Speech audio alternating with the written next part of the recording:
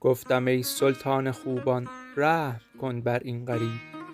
گفت در دنبال دل ره گم کند مسکین غریب. گفتمش مگذر زمانی، گفت معذورم بدار. خانه پروردی چه تاب آرد غم چندین غریب.